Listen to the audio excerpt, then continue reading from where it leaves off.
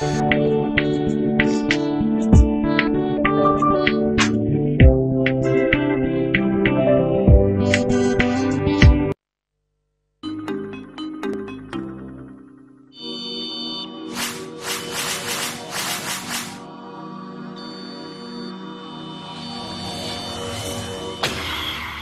ce plateau, il y a Alexis Bongo qui est le défenseur des Afro-Africains, l'avocat défenseur de l'Afrique.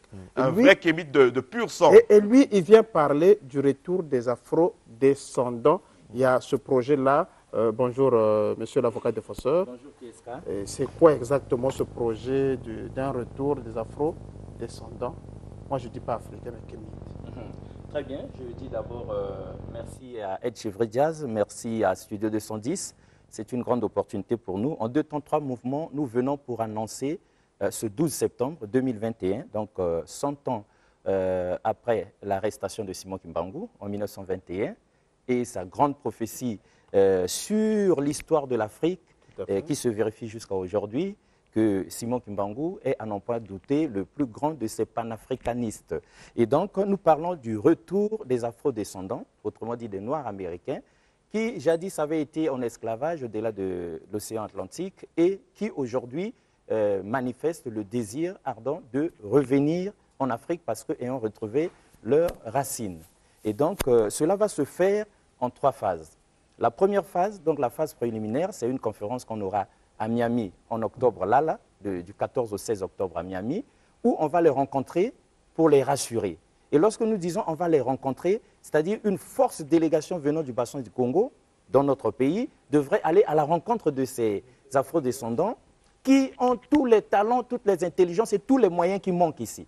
Nous savons que par les temps qui courent, nous traversons des moments terribles. Et donc si de potentiels investisseurs sont outre-Atlantique, et ne demande rien d'autre que de venir ici, c'est une grande opportunité, tant pour le Congolais lambda que pour le gouvernement de chez nous, pour ne pas dire pour Monsieur le Président de la République. Il doit y avoir un cheminement. Donc après les États-Unis, vous faites comment?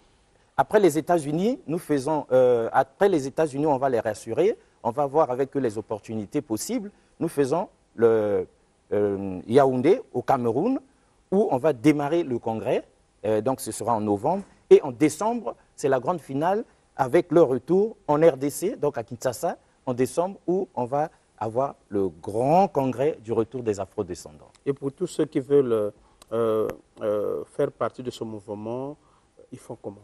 Voilà, pour faire partie, comme on est à la télé, en fait, on passe à Studio 210 pour rassurer. Tout à fait. Parce que si quelque chose passe sur Studio 210, donc c'est sur la place publique, devant les autorités. Et d'ailleurs, nous irons aussi au contact de manière officielle avec les pouvoirs publics. Donc, ceux qui veulent, ils n'ont qu'à nous joindre par nos coordonnées, où on va leur donner tous les renseignements possibles. Ils rempliront leur formulaire d'inscription. Il y aura des facilités d'obtention de visa au niveau de l'ambassade des États-Unis qui est au courant de ce programme. Donc, une fois qu'on a rempli son formulaire, on a payé les frais de participation. Les billets sont chacun pour soi, Dieu pour tous. Et une fois qu'on a fait ça et qu'on a payé, et on vous donne l'invitation nominative que vous emmenez à l'ambassade des États-Unis qui va vous permettre de faciliter l'obtention du visa. Et on constitue une forte délégation à partir du Congo-Brazzaville ici pour aller nous aussi tirer le drap de notre côté. Parce qu'ils arrivent pour le bassin du Congo. Mais nous aussi, on a des hommes d'affaires, on a des opportunistes.